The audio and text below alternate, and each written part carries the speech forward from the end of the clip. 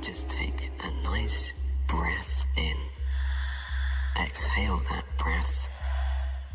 Just allow yourself now to relax more and more. Because from this moment in time, there's nothing of importance for you to do except relax. Relax. Hello, humans. Welcome to Scarlett Show, Season 4, Episode 10. I'm your host, Scarlett Santa Maria, providing a space for self-expression for electronic music artists here in San Diego. I was only able to go out last weekend. Yay, I wasn't working the whole weekend finally. I went to go see the Dark Prince of Techno, Gesche Fallstein, for the very first time. As a lover of everything dark, I was all about the visual aspects of the show. He was playing behind like a black background and he used mostly white and red lights, my favorite colors. And he was wearing a shiny black chrome outfit and a mask that covered his whole head. It was actually molded out of his real face and hair. It looked pretty crazy, right? And the suit was made out of an array of materials, including velvets, metals, leathers, and sequins. He looked like a dark robot from the future, and I loved it. And of course, the music filled my soul. The only downside is that it ended a little early, like 20 minutes early, which was kind of a bummer. But it was still worth it, and especially for being my first time. And actually, does anyone know how to say Gesche Fallstein? Is it? I don't know. I've heard many other ways, but I've always called it Gesaffelstein, but I'm not sure how to pronounce it. All right. Well, I guess it'll be a mystery because he doesn't even do interviews, so we don't really know how it's pronounced. It's Gesaffelstein. I can't even say it now. You say it however your heart feels like. But anyways, now it's time to introduce my guest tonight. You're hearing her voice in the background. Her name is Speaker Honey. Welcome to the show. Yo, what's up, San Diego and the internet and anyone watching from anywhere else? Anywhere, yeah. How are you doing tonight? How was your weekend? My weekend was really awesome. I just kind of worked on music, stayed in. We just moved into a new apartment, so I got my studio set up and dialed in, so that was really cool. And yeah, I've just been having a really good time working on music here. That's fun. I really appreciate you being here. Every time that I have a girl or like a woman on the show, I just feel so happy to have that space because I saw you play at the Afternoon Umbrella Friends. That was my very first time seeing you there. Awesome. And I just knew I had to have you in the studio because you had such like a good energy and you actually throw down. So I appreciate it. Thank you. So I want to know, what genres do you enjoy playing the most? So typically when I DJ, I stick around techno and tech house. I really like experimental electronic music in general. You described you like dark sounds. I like dark sounds too. I like my sound is not really moody. It's just more like based around synthesizers and cool percussions. And I always love a techno drop. So yeah, we all like the drop. And was there a defining moment in your life that made you realize that you wanted to become a DJ? Well, it's always been in the back of my head. I have done music my whole life. I started when I was around 5 playing piano. My mom teaches music. So growing up, I always had a music room like with guitars and drums, pianos around and stuff. And I got into electronic music 15, 16. I started working in Logic because my keyboard could connect to my computer. So I was producing in my computer for a long time. And then 3 years ago, when I moved back to Vegas after college, I started to mess around on the DJ decks and realized that I was absolutely addicted and that I totally wanted to do this for the rest of my life. So you're like, and that was the moment when you realized. I was like, no, I can actually be a DJ and I'm going to do it. So that's beautiful. Is there an instrument that you enjoy playing the most? Synthesizer. Yeah. I really enjoy like jamming out on synthesizers. That's probably my favorite. Yeah. That's and then awesome. piano. And piano. Yeah. I've been wanting to learn, but I kind of just haven't done it because I need someone to tell me what to do, because sometimes when you do it online, I'm kind of like yeah, it takes like more personal one-on-one sometimes to just see all the cool effects that can happen. And also just experimenting. You just get one and start messing around with cool sounds and see what you like. Well, now I have an excuse to go over it so you can teach me how to play piano. Yeah. Okay, so I want to know, how is it possible to create a relationship with the crowd when you're DJing and you're behind the decks? Like, how can you describe that? It's interesting. I actually really love being on stage. It's just naturally like I love like I guess being in front of people and playing music. I used to play in bands a lot in high school and stuff. So I already had kind of that experience of being a musician on stage, and I did musicals when I was younger too. So my mom would like teach the musical, so I was like singing and stuff in costumes. Oh, nice.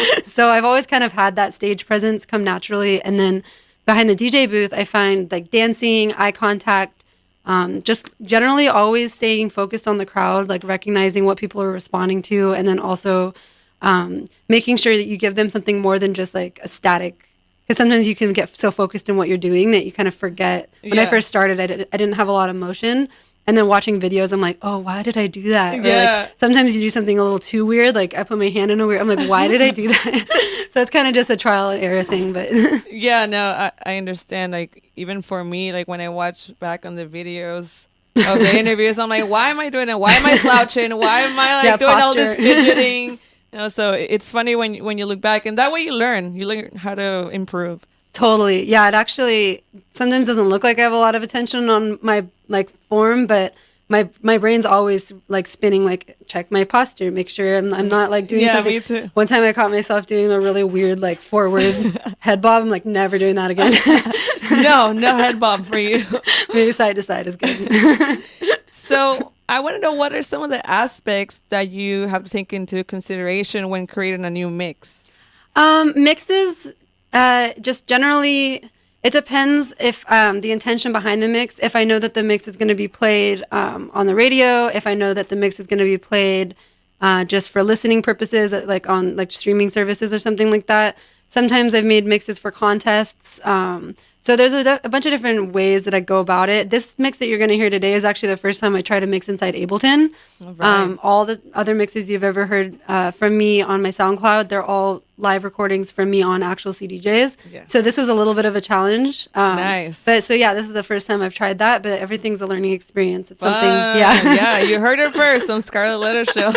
Yeah, so it's kind of interesting getting into the flow inside Ableton, because Ableton's the computer program. So you know, you're lining up the tracks and you want everything to transition smoothly, whereas you have to think about the transitions. When you're DJing, you kind of just naturally have that flow. So it's kind of interesting trying to figure out how to make that flow work. But yeah, I think I got something. So all right. So I want to know, how did you come up with your name, Speaker Honey? It's actually funny. So I was going to school in Hawaii. I went to school at University of Hawaii Hilo. And it was like my second semester, and I knew, I was like, I have my music project I want to do. I'm making music in Ableton. I want to make a name. I need to find a name. And it was just kind of in the back of my head, constantly turning, like, what's my name going to be? And then one day I was hanging out with some friends, and it was after school, after classes at like one of the college houses or whatever. And their roommate, who's in the agricultural program, came home with this huge jar of honey. And it was like filled with like huge crystal honeycombs. And he's like, please, please, please just take as much honey as you want, because we had to evacuate a beehive on campus that was built inside one of the speaker cabinets in the main like campus center. Mm-hmm. And I was eating the honey. I was like, oh, it's speaker honey. It's so sweet and amazing. I was like, speaker honey. And I looked it up. There's no speaker honey anywhere. I instantly bought speakerhoney.com. I got speaker honey on Instagram, Facebook, Twitter, Reddit, everything, Speaker Honey. So that's a really cool story, actually. Yeah, so it was just something, and then over time the name kind of developed. Like, I feel it has like a texture, like a synthetic, like the connection between sound and taste and experience, and it's all the things that I like to pursue when I'm exploring music. So yeah, and I can see it. I think it fits perfectly, actually. Yeah, now it's funny, some people call me Speaker Honey. You know, they know me and they say, what's up, Speaker Honey? And that's really cool to actually become Speaker Honey, you know. So. Yeah, you have to be it inside and out. Exactly. Yeah. All right, fantastic. I think we're ready to hear your Ableton set. Yeah. And we will be back in 10 minutes to continue the interview, people, so don't go anywhere. And you're listening to KCR College Radio, the award-winning sound of state. Hello, party people. All Are you loving this mix? Because we're loving it over here. If you're watching the live stream, you can totally check out our dance moves. Because Please don't. No, just kidding. No, please do. Please yeah, do. please do. No, it only means that we're loving the music. Just don't right? focus on my dance moves. All right, welcome back, everyone. Before I continue on the interview, I have to do some announcements. Fan of podcasts, make sure to tune in on KCR On Demand, the newest platform of entertainment from your radio host here at SDSU. Find us on Apple Podcasts and SoundCloud at KCR College Radio. Also, do you have any plans this weekend? If not, then check out House of Blues in downtown San Diego for some amazing concerts in one beautiful venue. Make sure to check out our giveaways on kcrlive.com for a chance to win tickets to concerts throughout the semester. And stop by Music at the Mesa from 12 to 1 on Thursdays for more giveaway opportunities. And lastly, Techniche is having another event, Techniche with Overdrive, this Saturday, November 16th from 10 p.m. till 5 a.m. featuring Josh Taylor, DJ K Swift, and a special guest, Matt Effect. Yeah, better check them out. And I'm pretty sure tickets are, let me check. I think they're like $5. But you know what? Whatever it is, it's worth it because it's tech house and techno after hours experience. So check them out. And if you want me to announce the events, you can be my sponsor too. Hit me up. And now we're back with Speaker Honey. Hello. She's thinking I'm hard just like about watching. that. Like, what am I going to say now? Yeah, I know. We have some TVs here, and they're pretty distracting. But hello, everyone. I want to know your story about why you moved to San Diego. I know you're originally from Las Vegas. Yeah. So what drew you here? So, the past 2, now 3 years, so backtracking, when I graduated college, I moved back to Vegas, and this was 3 years ago now, and I was living in Vegas with my boyfriend, Kevin, and our dog, Mochi. And I was getting booked quite frequently out in Los Angeles and beginning to get booked more in San Diego. And always had an affinity for the ocean, especially after leaving the islands. I, felt a little bit landlocked in Vegas. And it had always been my intention to kind of move on from Vegas again, but we didn't really know where. And then we kept getting booked in San Diego and started making a lot of friends here. And started realizing San Diego is actually really dope. It's an amazing lifestyle. It has everything I need in a city. It has the beach. It has the city. It's close to Los Angeles, but not too close to Los Angeles. Yeah. You don't want to be like there. So it was kind of those factors, just not having to drive. I mean, there was some weeks where I was literally driving back and forth, either to Orange County or Los Angeles and back to Vegas and then back to Orange County. Oh my God. And it was a 4 hours each way. So now if I get booked in LA or OC, it's only an hour or two. So it's really cutting down my drive time, and that's really awesome. So yeah, that's pretty gnarly. And I mean, Vegas is one of those places where people go and have fun, and it's like a paradise for adults. But why is it that you didn't like to stay there? Yeah, Vegas is just not my flavor of city. The people are awesome, and the events are awesome. The entertainment's awesome.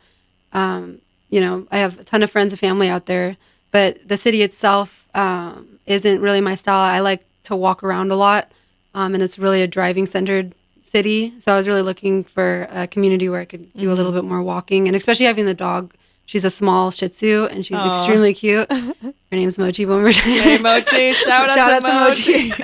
But it's too hot there for her in the summer. So. Yeah, it's extremely hot. I remember one of the times that I went to EDC, it was like 3 years ago, and it was like 110. And I couldn't stand being outside. It hurt my head. Yeah, it gets even at nighttime, you walk out, it's still really, really hot. So yeah. But the city for nightlife is awesome. I was on a nocturnal schedule for sure. I was like waking up at 5 p.m. and like going to bed like 9 a.m., 10 a.m. like regularly. That's the lifestyle. Now we go to sleep at 4 a.m. or 5, and then we wake up at 1 or 2. Yeah. Instead of 9 shifted a.m. a little Yeah, bit. just a little bit. All right. So out of all the places that you played, I know you played here in San Diego, LA, San Francisco, Miami. Where's your favorite place to play at? That's an extremely difficult question because my favorite show experience ever It's really hard to say. So I really enjoy playing shows here in San Diego because the crowd's extremely responsive and the parties get surprisingly packed. Even on like a random night, you're like, oh, this party's going to be kind of cool. You show up, it's like completely lit. Everyone stays the entire time and the dance floor goes the entire time. So I really enjoy playing here in San Diego. It was extremely special. We got to play EDC Las Vegas in 2018 on the art car. And then my boyfriend Kevin and I got to DJ back to back. So that was really special. That was a historic moment for me. Yeah. Getting to play at a big festival like that. That's amazing. So yeah, actually like this year I got to perform at EDC, but as a dancer, and that had always been a dream of mine. Yeah, it was definitely one peak moment this year. I didn't even go to my commencement, my graduation, because I'm like, bye. I gotta like dance at EDC. Yeah, but I got priorities first. Yeah. So now I want to know about your event called Hot Tech. How did it originate, and what drove you to create this event? Yeah, so Hot Tech's a party that we've been growing. Started in Vegas. And it actually started with a close group of our DJ friends that we called Tech Safari. Shout out to Flash Gang, super dope DJs if you ever. And a bunch of our friends are probably watching too. I know I saw Grant in the live stream. Shout out to 530 if you're out there, Grant. All the shout outs. Oh, shout out to Mochi again. And Mochi. So we had this party, Tech Safari, that we were hosting at a super awesome venue, Juicy Beats, which no longer exists as far as I know right now. But it's where they, Mantra, also shout out to Mantra. They throw this awesome party called Techno Taco Tuesday. It's a little bit more familiarized. People go and know about Techno Taco Tuesday from Vegas. So at Juicy Beats, we started this party, Tech Safari. And then we started a second party that was hosted by Tech Safari called Hot Tech. And the general idea was to give our friends in the DJ and music industry who are up and coming artists that we are meeting at these parties and at different shows or whatnot on the West Coast, give them an opportunity to come to Vegas because Vegas doesn't really have as much of a developed underground scene yet. And a lot of people are really interested to go play out in Vegas. So we're kind of doing a little swap, like, hey, come play here, and then we can go play parties over there. And it's just kind of like a network-based thing. We always try to support like someone from out of state, someone from in-state. So it just basically started with our group of friends that are all really talented DJs wanting to get together. And then when we moved here, PB Avenue has become our new home, and I'm absolutely obsessed with everyone at PB Avenue. It's really? And it's been really, really amazing. So yeah, the crowd has been getting like growing every night that we've done it so far. It's been completely packed, like on the weekends and stuff. Our next one's going to be on December 13th, the eve of my birthday. Oh. And we have a special guest coming. One of my good friends from Vegas. Her name's Sky. So you guys should definitely keep that in mind for December. Yeah. Wow, that's exciting. And why did you choose to do it at PV Avenue? Just because that was actually the first place I ever played in San Diego. So that's like that's special. Yeah, and they kind of just like welcomed me in, Travis and Paris, and they kind of just kept in contact with me. And I had been booked for a couple other events there as well. So at a certain point, I had played there 3 or 4 times. And then when we moved here, I expressed that, hey, we have this event. I kind of want to move it somewhere. And since I was already familiar with the PB Avenue, I just kept it there. So how's the crowd? Because I feel like sometimes PV as well as downtown are kind of stigmatized when it comes to the people that go. Yeah, it's really, really been really awesome and surprising every single time. The dance floor seems to really respond to tech house and techno. And that's kind of where the name came from. It's just all things tech, because it's not really just one genre. It's kind of like in the middle between techno and tech house. Yeah, so just fun, hot tech, like party music. Party music. So that's exciting. So what is it that makes your events unique, do you think? I just think that something that we're doing right now is having extended set times. Typically, the last couple hot techs we've either done like Kevin and I Roswell going back to back all night long, or having one special guest only. That's something I try to keep it minimum number of guests, like pretty much just one person and then us now, to give the artists like a lot more time to really expand on their set. Yeah. And having not really total like firm set times either. Like if the DJ wants to keep going, if they have a track they want to jump back on, kind of having a more fluid sense of the event. That's something that makes it somewhat unique. I mean, there's probably other parties doing that, but it's something that's special. Not too many. To be honest, every event that I go to, even if it's like a 4-hour event, there's always one DJ after there, or like one every hour. So it's nice to give the DJ a more space. Yeah, well, that's how a lot of the parties that I've been seeing. I haven't attended too many of them yet in Europe, but a lot of the European parties seem like open to close sets from these DJs, and that's an experience that I kind of want to bring in to give people the opportunity to have an open to close set. Have you been to Europe? Yeah, actually, I've been to Europe a bunch of times. My most recent trip was last year for Amsterdam dance event, ADE. Oh my God, I want to check it out. It was so amazing. I went to Amsterdam this summer, but I want to go to ADE. Yeah, it's pretty much one of the coolest music festival and conferences I've ever been to in my entire life. And now I have an excuse to go back. Yeah, Amsterdam is one of my favorite cities on the planet. Amsterdam is my favorite place. So ever. It turns into a techno house underground playground, and there's conferences and dance floors going the entire time. It's like a 24-hour thing. So yeah, it's for like 4 days, I think 5 days. Yeah. Oh my God, that's so exciting. Yeah, yes. I didn't get to. We were only there for like 2 days because it was like a trip where we went to different places for 17 days. So those 2 days felt so short. I feel that I wanted to do a lot more and explore more, but yeah, I'm gonna have to go back. Yeah, we're definitely gonna be doing ADE 2020, so maybe see some of you guys out there. Okay, maybe we're all going. I know some of my friends are saying, "Hey, who wants to do ADE 2020?" I'm like, Yeah, because I really missed it this year. I felt like normally I don't have like a fear of missing out, but this year when I was looking at, I literally couldn't watch stories for about a week. I was like, I don't want to look at Amsterdam right now, but then I have to see it. Okay, wow, I gotta plan that out then. All right, so I think I want to shift my focus on your experience on taking space as a female artist in the male-dominated industry. So do you think it's more difficult for a woman to make it in this industry due to external factors, or do you think it's all in our minds?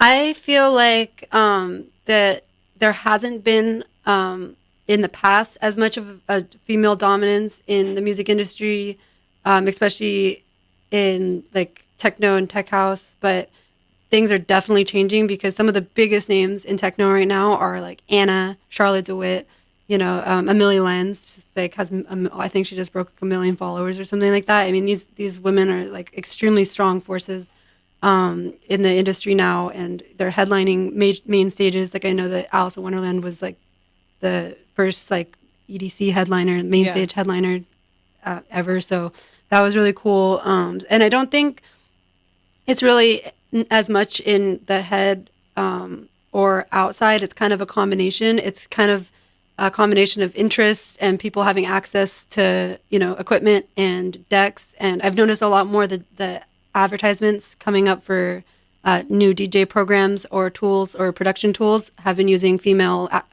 models. I've been noticing that a lot more frequently too.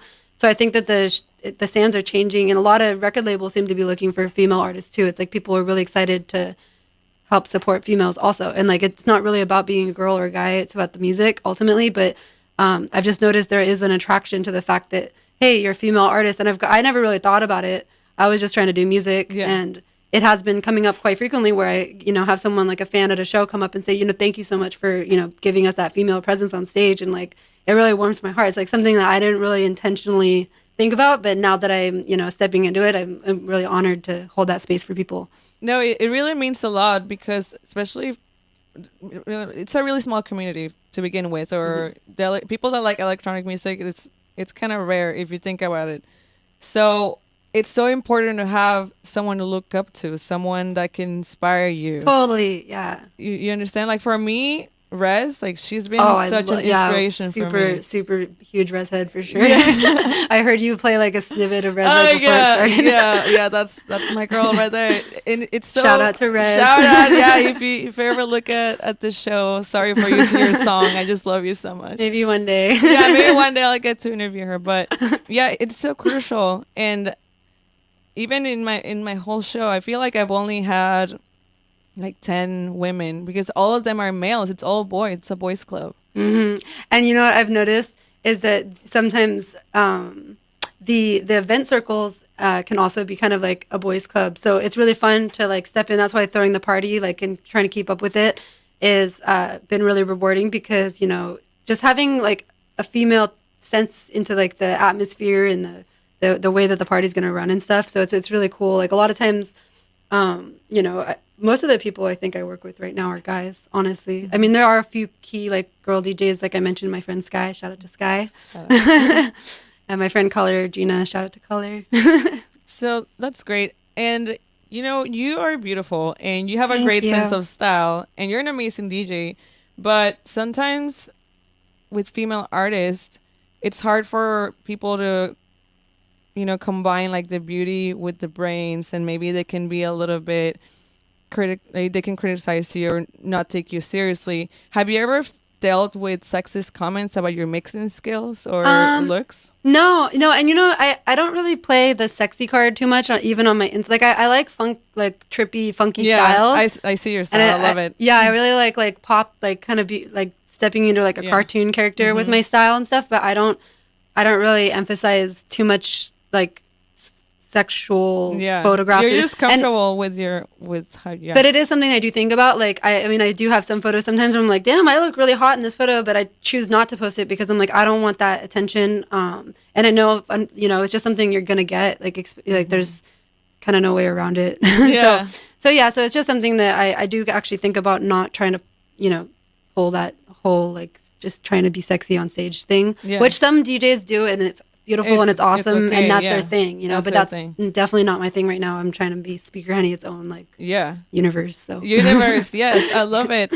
And besides that, there's also a lot of women on women hate. I think sometimes we end up hurting each other the most. Yeah, women. Totally. Do you think you've been supported by other females in the industry? I have been supported most of the time. The funny times that I've noticed a little bit of like rivalry when it comes to like after parties, and you know, being in a place where I don't know everyone there, they don't know me, and I want to jump on the decks, and there's other girls DJing also. That's funny. That's like the one time that I felt that controversy is when you know, people are trying to like get on the decks, and there's another girl trying to get on the decks, and then it's like they see you being the girl DJ and they're like, I'm the girl DJ. That's the only one time that I think I've noticed that. Other than that, it's always been support. But I feel like I've had really good fortune with that. In general, I feel the universe is just really supportive. So yeah, and generally here in San Diego, I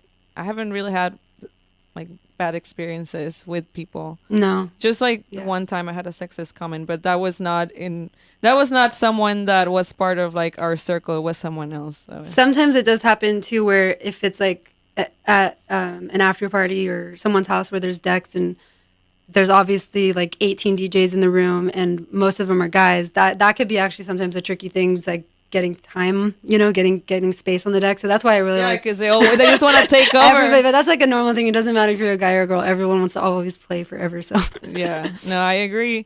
So what advice would you give women that are trying to get started in the DJing journey? I would say don't be afraid to just buy a controller. Get, you know, you can start with like a DDJ or get some XDJs. You could get something smaller, but in general, getting just a controller and starting to mess around with it is probably the number one best way, because you're going to find that groove that fits you, and you won't really know what you like to play until you start messing around with it. And sometimes not having your own decks, it makes you not, it's like you're hesitant to take risks, and you're hesitant to spend a lot of time or too much time on it or not enough time on it because it's not yours. So I feel like just taking the step and actually purchasing decks is probably the best thing you could do to really start developing your skills.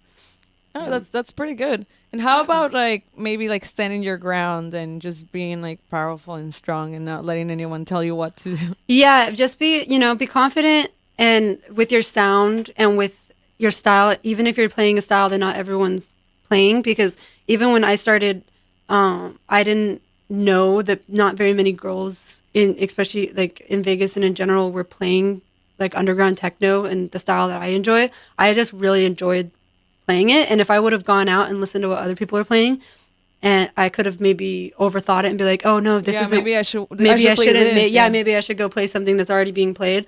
But just like standing your ground, and if you like something and you think it sounds cool, don't be afraid to play it, and don't be afraid to say like, no, this is cool too, and let me show you. Yeah, let me show you what's cool right now.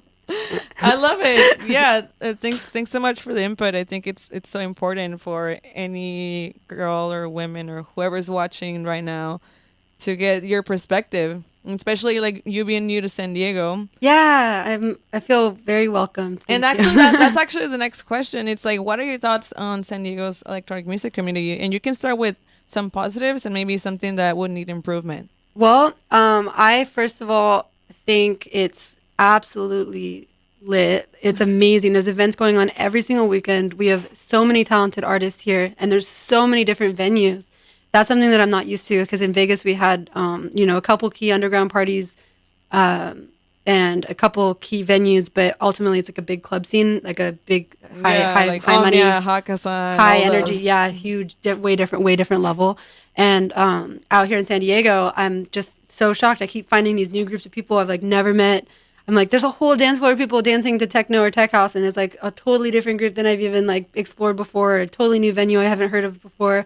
Shout out to what the Umbrella Friends are doing. I know you mentioned seeing my set there. It's like super awesome vibe, and Stay Bad always holds it down too. Yeah, so the homies. For yeah, sure. totally. So I'm just like really blown away by the amount of events that are being thrown out here and the quality of the events. You know, the Love Life parties are doing the boats and stuff, and yeah, it's just all in all been really inspiring and to see the whole city work together and kind of have this little cocoon for like it's like creating artists and Yeah. inspiring them and creating fans and creating new things. So No, it's pretty great, and there are always new brands coming up, new events. yeah.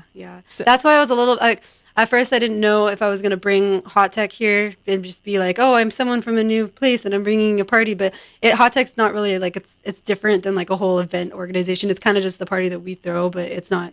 So I kind of felt like okay, I can bring hot tech. I can like throw an event, but it's different than like coming in someone else's territory. Yeah. I haven't felt anything like that. Everyone's just been really stoked. So Awesome. Yeah, we're always stoked for new events. Yeah. We always just want something new all the time. We want to check things out.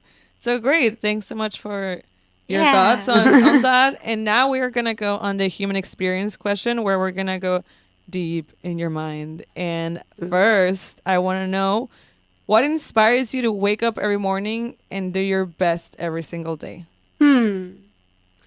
Well, right now it's waking up to the studio setup because our studio is set up in our room now, so it's kind of like a bedroom studio. But literally waking up and seeing the chair and the monitors and the speakers, and that inspires me to be like, I can do it. I have it all set up. I know if I work hard enough and I spend enough time sitting here, I'm gonna figure something out. But also just the dreams do come true, just like good luck happens, lives can change. It's just knowing that like every day there's a new potential, something unexpected could happen. Like I'm just a really positive thinker. Yeah, So- me too. I'm an optimistic person. I Yeah. always like look at the bright side of things and just believe in yourself and keep moving forward. And Yeah. there's always something, an opportunity is always going to come up. Yeah, I think just physically seeing the music equipment makes me inspired to keep working on it. Like it's just something like I could live. I love living in my studio. It's like Oh, I love it. So the next one is, what is one thing that you have not done that you really want to do? I really, let's see. I want to play like a massive rave. Like I want to play like a stadium level, like fucking fog cannons. Oh. Sorry, excuse me. Sorry, fudge and fog cannons. It's okay. Sorry, I didn't mean to. I just got really excited about the big Yeah. rave. Yeah, a I just freaking big rave. You yeah, hear I me? want to. Yeah, I want to do a massive production level scale show one day. That's something that I have not done, but I do want to do. Awesome. And have you made any recent acts of kindness? Recent acts of kindness. I guess just telling my friends and close family that I'm there and I care about them.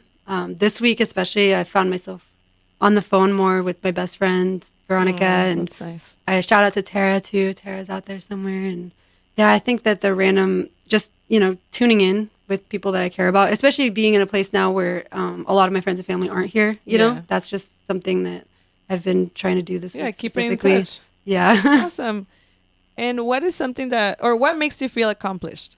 I feel accomplished when I finish a project, and it could start with even just cleaning a mirror or a window or something, or Same. picking up When I something. clean my room, I'm like, Yeah. I can continue with my day. Yeah, just focusing on little projects and little tasks or little things, like giving myself like a list. I actually am a list person. Like I Me wake too. up and I make a list like what I'm going to do that day. Sometimes it's really simple. Sometimes there's a lot on it, but just getting through my lists and stuff, that's Yeah, no, me too. I have my note. I have like on my notes on my iPhone, and then I just write down and I delete them. It just feels good, so satisfying when I delete tasks. Oh, yeah, totally. Okay, so what is one mistake you will never do again?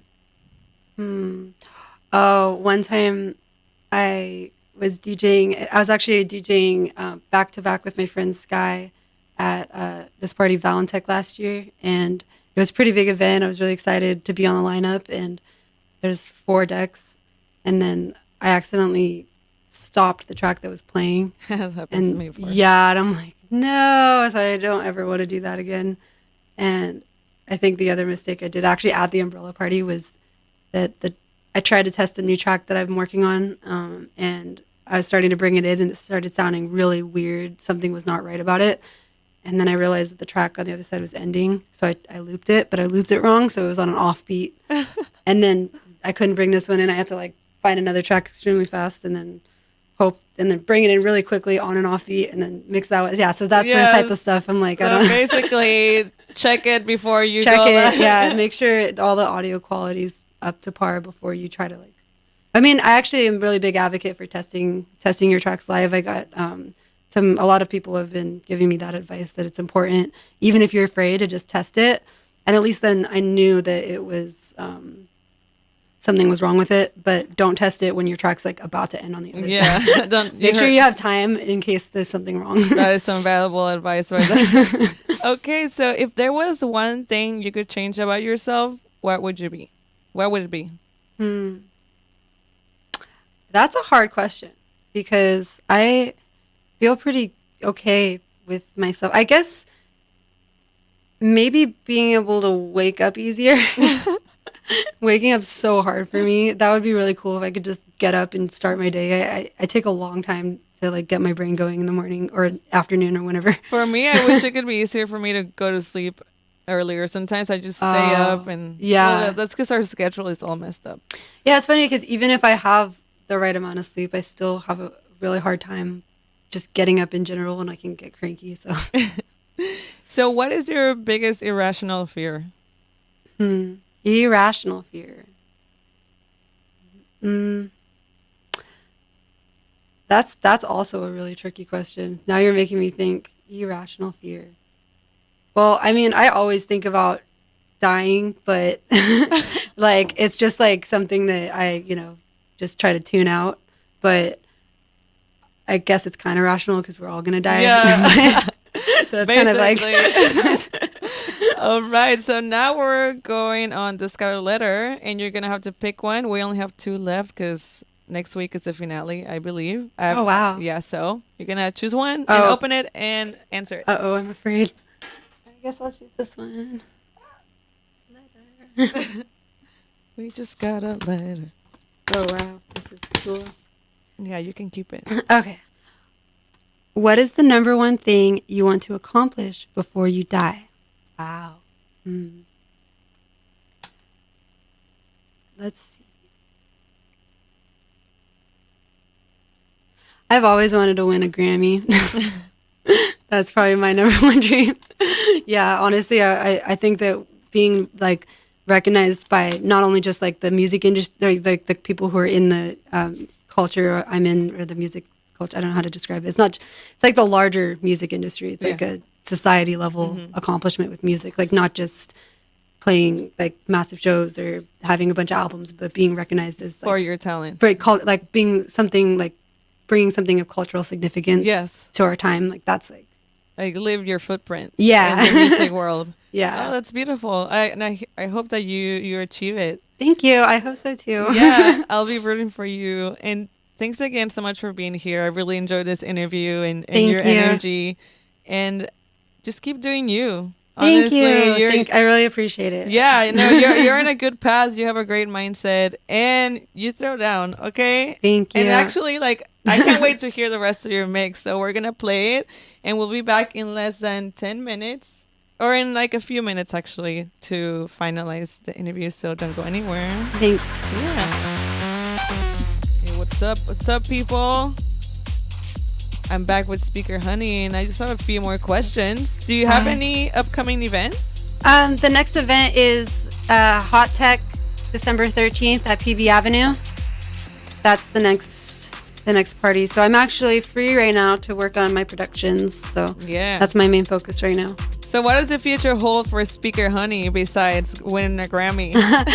I really just want this to be my full-time career, or it is now, but I mean an actual substantial career where I'm touring and playing a lot of festivals and traveling, and I'm really an always go type of person. So this Same. type of lifestyle just really fits me.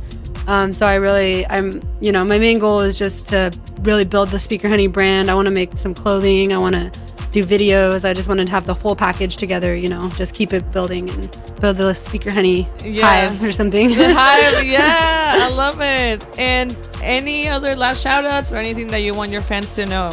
Just stay tuned. I have some really exciting things that are going to happen in December, but they're a surprise. I have a release coming out, and you're just going to have to stay up with my social media to find out more information about it. But I'm just going to give one slight clue. It is with Mousetrap. So I'm really stoked about it. Oh my god, yes. Yeah. So excited for everything that you're going to accomplish. And you heard her. You better be booking her, San Diego. She's legit. And thanks to everyone that's still listening or watching. I will be uploading the full show and the interview on YouTube. It's Scarlett Letter Show. And I'll see you all next Thursday. Have fun. Be safe. Bye. Bye.